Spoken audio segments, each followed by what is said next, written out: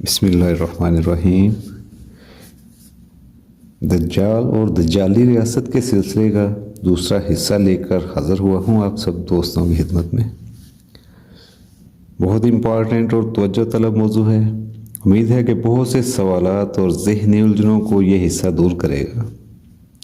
آخر تک میرے ساتھ رہیے گا، انشاءاللہ العزیز اس سے بہت خاص انفارمیشن ملنے والی ہے اور اس دجالی نظام اور اس کے ہتھ کنڈوں سے واقفیت حاصل ہوگی۔ تو چلتے ہیں اپنے اصل موضوع کی طرف۔ دجال کہاں ہے اور اس کے پیروکار کیا ہتھ کنڈے استعمال کر رہے ہیں؟ دجال کے بارے میں جاننے کے لیے یہودیوں کی بہت سی آراء ہیں۔ آج تک جتنے روحانی جادوگر سفلی عمل گزرے ہیں، مثلا سباتائی زیوی، اسرائیل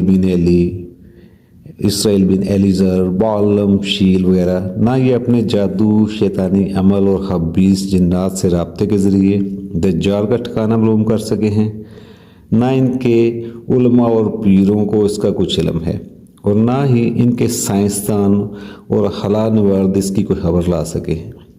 اللہ پاک نے سچی کتاب اور سچی نبوت کے ذریعے جو علم اور جتنا علم مسلمانوں کو دیا ہے، اس کے علاوہ سب غلط ہے۔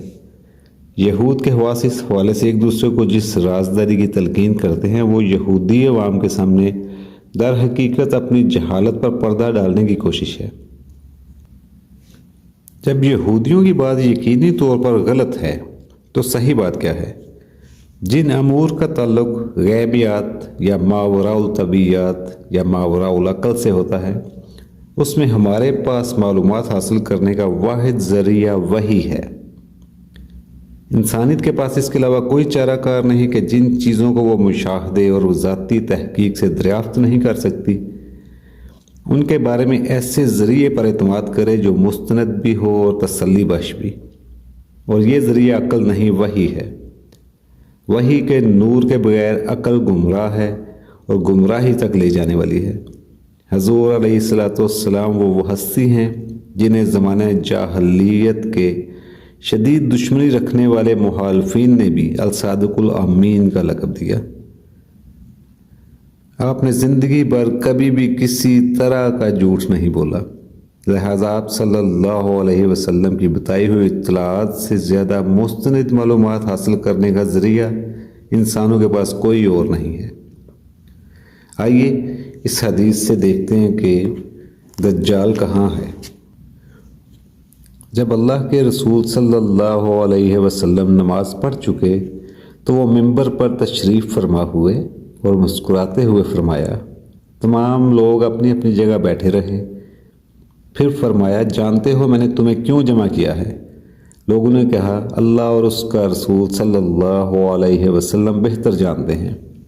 آپ صلی اللہ علیہ وسلم نے فرمایا، اللہ کی قسم، میں نے تمہیں نہ تو کسی چیز کا شوق دلانے کے لیے جمع کیا ہے اور نہ کسی چیز سے ڈرانے دمکانے کے لیے اکٹھا کیا ہے، بلکہ میں نے تمہیں یہ بتانے کے لیے جمع کیا ہے کہ تمیم داری پہلے عیسائی تھا، وہ آیا، اس نے بیعت کی اور اسلام میں داخل ہو گیا، اور اس نے مجھے ایسا واقعہ سنایا جو ان باتوں سے تعلق رکھتا ہے جو میں تمہیں دجال کے بارے میں بتایا کرتا ہوں۔ اس نے مجھے بتایا کہ وہ لاہم اور جزام قبیلہ کے 30 آدمیوں کے ہمراہ ایک بحری جہاز میں سمندر کے سفر پر روانہ ہوا۔ سمندر کی لہریں مہینہ بھر انہیں ادھر ادھر دھکیلتی رہیں، یہاں تک کہ وہ ایک جزیرے میں پہنچ گئے۔ اس وقت سورج غروب ہو رہا تھا۔ وہ ایک چھوٹی کشتی میں بیٹھ کر جزیرے میں داخل ہوئے۔ جب وہ جزیرے میں داخل ہوئے تو ان کو ایک جانور ملا جس کے جسم پر بہت سے بال تھے۔ بالوں کی کثرت کی وجہ سے انہیں اس کے آگے پیچھے کا کچھ پتہ نہ چل رہا تھا۔ انہوں نے کہا، تیرا ناس ہو تو کیا چیز ہے؟ اس نے کہا، میں جساسہ ہوں۔ انہوں نے پوچھا، یہ جساسہ کیا چیز ہے؟ اس نے کہا، اے لوگو، خانقاہ میں موجود اس آدمی کی طرف جاؤ، وہ تمہاری خبریں سننے کا بڑے تجسس سے انتظار کر رہا ہے۔ بیان کرنے والا بتاتا ہے کہ جب اس نے آدمی کا ہم سے ذکر کیا تو ہمیں خوف لاحق ہوا کہ یہ جانور شیطان نہ ہو۔ پھر ہم تیزی سے چلے اور خانقاہ میں داخل ہو گئے۔ वहाँ हमने भारी भरकम कद काठ का एक आदमी देखा जिसके घुटनों से टखनों तक बंधी एक लोहे की जंजीर थी और उसके हाथ उसकी गर्दन के साथ बंधे थे। हमने पूछा, तेरा नास हो तू क्या चीज़ है? उसने कहा, मेरा पता तुम्हें जल्द चल जाएगा, ये बताओ कि तुम कौन हो? हमने कहा कि हम अरब से आए हैं। हम जहाज़ में सवार हुए, समंदर में तूफ़ान आ गया, महीना भर लहरें हमें धकेलती रही, यहाँ तक कि इस जजीरे के किनारे ले आई। यहाँ हमें एक जानवर मिला जिसके बदन पर बहुत बाल थे। उसने कहा कि खानकाह में मौजूद उस आदमी की तरफ जाओ, वो तुम्हारी खबरें सुनने का बहुत शौक से इंतज़ार कर रहा है। हम तेज़ी से तुम्हारी तरफ आए, इस डर से कि कहीं ये शैतान ना हो। उसने कहा, मुझे बेसान के नहलस्तान का हाल बताओ। हमने कहा, इस नहलस्तान के बारे में कौन सी बात पूछना चाहते हो? उसने कहा, मैं जानना चाहता हूँ कि क्या उसके दरख्तों पर फल आते हैं या नहीं। हमने कहा, हाँ आते हैं। उसने कहा, वो ज़माना करीब है जब इन दरख्तों पर फल नहीं आएंगे। उसने पूछा, मुझे तिब्रिया की झील के बारे में बताओ। हमने पूछा, उसकी कौन सी बात जानना चाहते हो? उसने कहा, क्या उसमें पानी है? हमने कहा, हाँ उसमें बहुत पानी है। वो बोला, उसका पानी बहुत जल्द ख़त्म हो जाएगा। फिर उसने कहा, मुझे जोगर के चश्मे के बारे में बताओ। हमने पूछा, कौन सी बात मालूम करना चाहते हो? जंजीर में जकड़े आदमी ने कहा, क्या चश्मा में पानी है और लोग इस पानी से खेतों को सैराब करते हैं? हमने कहा, इसमें बहुत पानी है और शहर के रहने वाले इससे खेतों की आबियारी करते हैं। फिर उसने पूछा, मुझे नबीउल उम्मीन सल्लल्लाहु अलैहि वसल्लम के बारे में बताओ, उसने क्या किया है? हमने कहा, वो मक्का से निकलकर यसरब मदीना में आ गए हैं। उसने पूछा, क्या अरबों ने उसके साथ जंग की? हमने कहा, हाँ। उसने पूछा, उसने उनके साथ क्या किया? हमने बताया कि वो इर्द गिर्द के अरबों पर गालिब आ चुके हैं और उन्होंने उनकी इताअत कबूल कर ली है। इस पर उसने कहा, क्या वाकई ऐसा हो चुका है? हमने कहा, हाँ। इस पर उसने कहा, इनके लिए यही बेहतर है कि वो उसकी इताअत कबूल कर लें। अब मैं तुम्हें अपने बारे में बताता हूँ। मैं दज्जाल हूँ, मुझे अनकरीब हरूज की इजाज़त मिल जाएगी। सही अल मुस्लिम। इस हदीस से इतना मालूम हो गया कि दज्जाल किसी और सियारे में नहीं, ना लाहूत और लामकाम में है, वो इसी ज़मीन पर किसी जजीरे में कैद है। अब कबल इसके कि हम ये सवाल छेड़ें कि वो जजीरा कहाँ है, मज़कूरा वाला हदीस शरीफ में बयान किए गए दज्जाल के 3 सवालात पर गौर करते हैं। बेसान में वाक़या खजूरों के बाग में फल आते हैं या नहीं? तिब्रिया की झील में पानी है या नहीं? जोगर के चश्मा से लोग खेतों को सैराब करते हैं या नहीं? इन 3 सवालात पर गौर करने की वजह ताकि हरूज दज्जाल और 3 बातों के दरमियान तल्लक को समझ सकें। बेसान का बाग, बेसान फ़लस्तीन में एक जगह का नाम है। उससे सबसे पहले हज़रत उमर रज़ी अल्लाह तआला अन्हु के दौरे खिलाफत में मशहूर कमांडर सहाबी हज़रत शाहबील बिन हसना रज़ी अल्लाह अन्हु ने फ़तह किया था। 1924 में खिलाफत उस्मानिया के सकूत के बाद जब जज़ीरतुल अरब के हिस्से बहरे हुए तो ये उर्दन का हिस्सा बन गया। 1948 तक ये इस्लामी मुल्क उर्दन का हिस्सा था।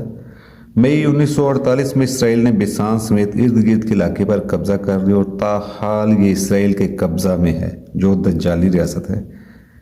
ये इलाका कदीम ज़माने में खजूरों के बागात के लिए मशहूर था। अल्लाह अकबर। ये दज्जाल की इस बात की तस्दीक है कि वो ज़माना करीब है जब इन दरख्तों पर फल नहीं आएंगे। गोया दज्जाल के हरूज की 3 बड़ी अलामतों में से एक अलामत पूरी हो गई है।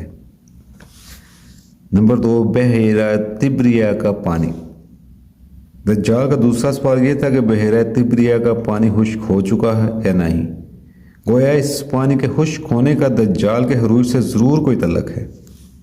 बहेरा तिब्रिया इसराइल के शमाल मशरक में उर्दन की सरहद के करीब वाक़या है। इसकी लंबाई 23 किलोमीटर, ज़्यादा से ज़्यादा चौड़ाई 13 किलोमीटर और इंतहाई गहराई 157 फुट है। اس کا کل رقبہ 166 مربع کلومیٹر ہے۔ اس پر اس وقت اسرائیل کا قبضہ ہے، اور دلچسپ بات یہ ہے کہ اس کا پانی بھی بغیر کسی ظاہری وجہ کے رفتہ رفتہ خشک ہوتا جا رہا ہے۔ اس کا خشک ہونا اس بات کی دلیل ہے کہ دجال کی زبانی اس کے خروج کی دوسری علامت بھی پوری ہو چکی ہے۔ زوگر کا چشمہ دجال کا تیسرا سوال، جو در حقیقت اس کو خروج کی اجازت ملنے کا وقت قریب آنے کی تیسری علامت ہے۔ زوگر کے چشمے کے بارے میں، زوگر دراصل حضرت لوط علیہ السلام کی صاحبزادی کا نام ہے۔ آپ کی دو صاحبزادیاں تھیں، ربا اور زوگر۔ بڑی صاحبزادی کو انتقال کے بعد جس جگہ دفنایا گیا وہاں قریب ہی ایک چشمہ تھا جس کا نام عین ربا پڑ گیا۔ عربی میں چشمے کو عین کہتے ہیں۔ چھوٹی صاحبزادی کے انتقال پر انہیں بھی ایک چشمے کے قریب دفن کیا گیا تو اس کا نام عین زوگر کا چشمہ پڑ گیا۔ یہ جگہ بھی اسرائیل ہی میں بحر مردار ڈیڈ سی کے مشرق میں ہے۔ دجال کی تفتیش اور تجسس کے عین مطابق یہ تیسری جگہ بھی اسرائیل میں واقع ہے، اور اس کا پانی پوری طرح خشک ہوتے ہی اسے خروج کی اجازت مل جائے گی۔ حدیث شریف میں دجال کے ان 3 سوالوں کے علاوہ ایک اور نقطہ قابل ذکر ہے۔ صحابی نے فرمایا، جزیرے میں ہمیں ایک عجیب و غریب مخلوق ملی جس کے بدن پر بہت بال تھے۔ بالوں کی کثرت کی وجہ سے اس کے آگے پیچھے کا پتہ نہیں چل رہا تھا۔ ہم نے اسے پوچھا، تیرا ناس ہو، تو کیا چیز ہے؟ اس نے کہا، میں جساسہ ہوں۔ جساسہ جاسوسی کرنے والے جاسوس یا جاسوسہ کو کہتے ہیں۔ اس سے معلوم ہوا کہ اس جزیرے پر دجال کے علاوہ جو واحد جاندار موجود تھا وہ جاسوسی پر متعین ایک عجیب و غریب مخلوق تھی۔ اسے سمجھ لینا چاہیے کہ جاسوسی اور اطلاعات کا حصول دجال کا اہم ترین حربہ ہوگا۔ اطلاعات کا حصول نگرانی اور خفیہ اطلاعات کا حصول خفیہ نگرانی سے ہوتا ہے۔ دجال دنیا بھر میں اپنے کلی اقتدار کو قائم اور مضبوط کرنے کے لیے خفیہ نگرانی کا جال بچھائے گا، اور زمین پر کسی متنفس کو اپنی اکلوتی آنکھ کے دائرے سے باہر نہ جانے دے گا۔ اس کے لیے کچھ ایسی چیزیں ابھی سے شروع ہو گئی ہیں جو دجال کے اس ہماگیر گرفت اور جابرانہ جکڑ بندی کی راہ ہموار کر رہی ہیں۔ مثلا ڈیٹا انفارمیشن، نگران کیمرے، چینل اور کمپیوٹر، سفری ٹکٹ، رقوم کی منتقلی، الیکٹرانک کرنسی۔ اب اس کے بارے میں تھوڑی سی ڈیٹیل بتا دیتا ہوں، ویڈیوز آپ کی اس حساب سے لمبی ہو جائے گی، تھوڑا سا جان لیں تاکہ آپ کو اس کے بارے میں آئیڈیا ہو جائے گا۔ ڈیٹا انفارمیشن کچھ عرصے سے پوری دنیا میں ہر زیرو کے کوائف جمع کرنے کا ایک نظام متعارف ہو رہا ہے جو دھیرے دھیرے اپنے دائرہ کار بڑھا رہا ہے۔ بظاہر اس کا عنوان متاثر کن ہے، مثلا ملکی سلامتی کے لیے وطن کے اصل باشندوں کے کوائف جمع کرنا۔ چنانچہ روئے زمین پر بسنے والے اکثر بنی آدم کے نام، پتے، تصویریں، انگلیوں کے نشانات کسی نہ کسی عنوان سے کہیں نہ کہیں محفوظ کیے جا چکے ہیں۔ کسی فرد کے بارے میں مکمل معلومات انگلی کی ایک حرکت سے اسکرین پر لائی جا سکتی ہیں۔ کہا جاتا ہے کہ یہ ملکی سلامتی کے لیے ضروری ہے، لیکن اس کا کیا کیا جائے کہ ملکی سلامتی کے لیے اربوں روپے خرچ کر کے جمع کیا جانے والا یہ مواد بیلجیم کے دارالحکومت برسلز بھیج دیا جاتا ہے، اور اس طرح ہر فرد کو نیٹو کی زیر نگرانی کام کرنے والے ماسٹر کمپیوٹر کی نکیل دی جاتی ہے۔ نادرا جیسے ادارے اسی لیے وجود میں لائے گئے ہیں کہ کچھ سالوں بعد تک کوئی بھی فرد خفیہ نگران کاروں سے چھپا نہ رہ سکے، وہ جہاں جائے نادیدہ آنکھوں کی خفیہ نگرانوں کے حصار میں رہے۔ مختلف افراد کے بارے میں معلومات اور اطلاعات مہیا کرنے کے لیے ڈیٹا کمپنیاں وجود میں آ گئی ہیں جو مختلف اشیاء کے گاہکوں یا استعمال کنندگان کے نام، پتے، فون نمبر، ای میل ایڈریس وغیرہ فراہم کرتی ہیں۔ جب ایک فرد کسی بڑے سٹور مثلا ایسٹر، ٹیسکو، میکرو یا سینز بری میں شاپنگ کے لیے جاتا ہے تو اس سے لائلٹی کارڈ پیش کیا جاتا ہے جو اس کو ڈسکاؤنٹ دلاتا ہے۔ اس لائلٹی کارڈ میں خریدار کے بارے میں معلومات درج ہوتی ہیں، مثلا اس کا ایڈریس، فون نمبر، وہ شاپنگ جو اس نے کر رکھی ہے، और वो ब्रांड्स जो उसे पसंद हैं वगैरह वगैरह। स्टोर में नस्ब कैमरे खरीदार की हर हरकत महफूज करते रहते हैं। इन कैमरों के ज़रिए खरीदार की नक्लो हरकत और दिलचस्पी का भी पता चलता रहता है। कौन सी मसनूआत इसने फ़ौरन उठा ली और मसनूआत के बारे में वो मुतज़ब्ज़ब रहा और किन को उसने नापसंद किया, मुतबादल की तरफ हाथ बढ़ाया। बिलाखिर इन कार्ड्स में दर्ज मालूमात भी सुपर कंप्यूटर में महफूज करने के लिए रवाना कर दी जाती हैं। इस बारे में और बहुत कुछ बोला जा सकता है, लेकिन वक्त की कमी की वजह से इतने को काफ़ी समझें। दूसरा, निगरान कैमरे। दुनिया भर में निगरानी का फरीज़ा अंजाम देने वाले कैमरे जा बजा नस्ब हो गए हैं और तेज़ी से हर जगह फैल रहे हैं। आमतौर पर कैमरों की मौजूदगी का जवाज़ ये पेश किया जाता है कि इस तरह जराइम से तहफ़्फ़ुज़, लोगों की जानो माल की हिफाजत और शाहराहों पर तेज़ रफ्तार ड्राइविंग रोकने में मदद मिलती है। लेकिन असल मकसद निगरानी है। इस मकसद के लिए कोराए अर्ज़ के इर्द गिर्द दर्जनों सैटेलाइट्स मसनूई सियारे हैं। ये सैटेलाइट अपने कैमरों के ज़रिए ज़मीन के एक एक मरबा गज़ की वाज़ेह तरीन तस्वीर हासिल करके खोई हुई सुई भी तलाश कर लेते हैं, लेकिन वो अभी तक घरों के अंदर होने वाली सरगर्मियां नहीं देख सकते। छतों के नीचे होने वाली सरगर्मियों के बारे में जानने के लिए इन्हें सर्वे इंफॉर्मेशन पर इन्हिसार करना पड़ता है, जिसका जिक्र अभी गुजरा है। आपके घर से निकलने और वापस आने तक आप पर नज़र रखी जाती है। गलियों में नस्ब कैमरों, दुकानों, बसों, रेलगाड़ियों में नस्ब कैमरों के ज़रिए आपकी नकलो हरकत पर नज़र रखी जाती है। ट्रांसपोर्ट कैमरे तो नहायत हिसास और बटन के साइज़ के होते हैं। मतलब ये कि बरादरी के बिग ब्रदर्स आपको हर जगह देख रहे हैं। नंबर 3, चैनल और कंप्यूटर। जब आप वापस घर आ जाते हैं तो सैटेलाइट चैनल सब्सक्रिप्शन पे एज यू वॉच के ज़रिए इन्हें मालूम होता है कि आप कौन से चैनल्स में दिलचस्पी रखते हैं। आपके टेलीफोन रिकॉर्ड के ज़रिए वो आपके ख़ानदान और दोस्तों के बारे में भी जानते हैं। आपके कंप्यूटर के ज़रिए इन्हें इल्म है कि आप कौन सी वेबसाइट्स विज़िट करते हैं, कौन सी ईमेल आपको मिलती हैं और आपके कंप्यूटर लिंक्स क्या हैं। सफरी टिकट। आजकल टिकट बनवाने के लिए ज़ाती मालूमात देनी पड़ती हैं, फ़ोन नंबर लिखवाना पड़ता है। अंदरूनी मुल्क परवाज़ों के लिए भी शनाख्ती कार्ड लाजमी होता जा रहा है। उम्रा या हज पर जाना और बैरून मुल्क सफ़र करना तो अपने आप को हर लम्हे नादीदा कलौतियाँ के अलाकारों की निगरानी में देने के मुतरादिफ है। ये दरअसल बशंदगाने कुर्राए अर्ज़ के गिर्द हमा वक़्त निगरानी का हिसार सख्त करने की तरफ पेश रफ्त है। रकूम की मुंतकिली।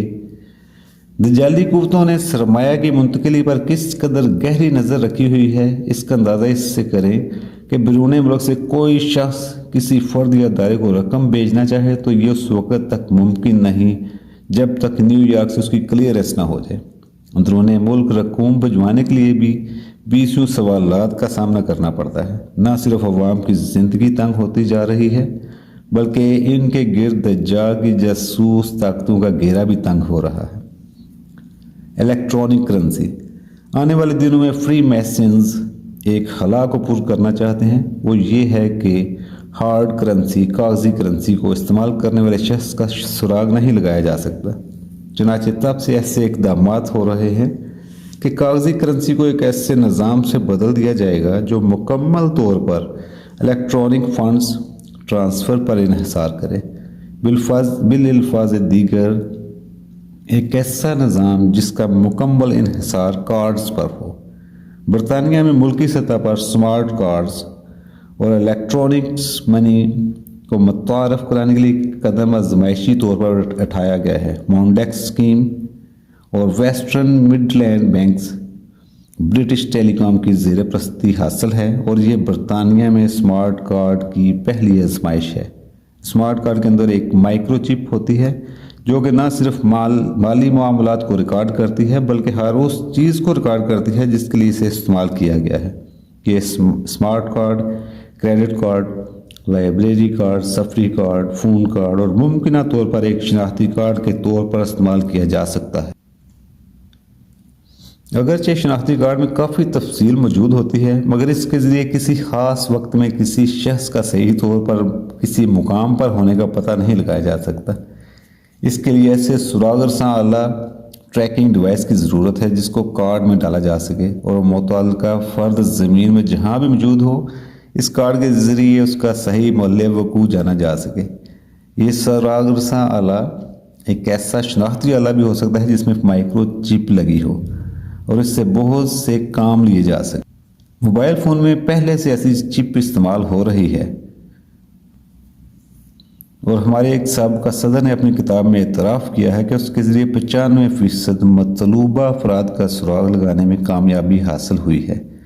یہ چپ ایسے سگنل چھوڑتی ہے جنہیں لو ارتھ آربٹ، زمین کا سب سے نچلا مدار پر کوئی سیٹلائٹ وصول کر سکتا ہے۔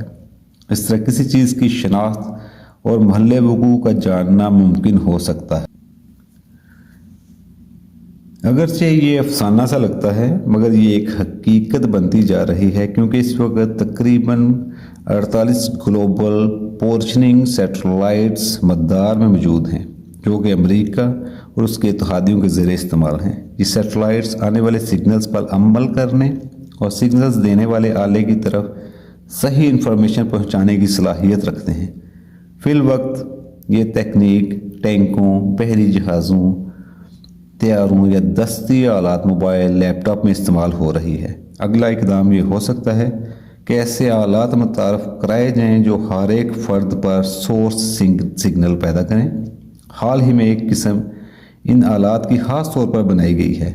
یہ ایک الیکٹرانک ٹیگ، برقی ٹیگ ہے۔ اس کو برطانیہ میں ان افراد پر استعمال کیا جا رہا ہے جن کی نگرانی مطلوب ہے۔ اس کی وجہ یہ پیش کی جاتی ہے کہ جیلوں میں موجود مجرموں کو کنٹرول کرنے کے لیے یہ چیز ضروری ہے۔ اس ٹیگ کو مجرم کی کلائی کے گرد فٹ کیا جاتا ہے اور پھر اس کی نگرانی کی جاتی ہے کہ کوئی مجرم جیل کے ضابطے کی خلاف ورزی نہ کرے۔ آئندہ سالوں میں اس اسکیم کو دوسرے ممالک میں بھی پھیلانے کا ارادہ ہے۔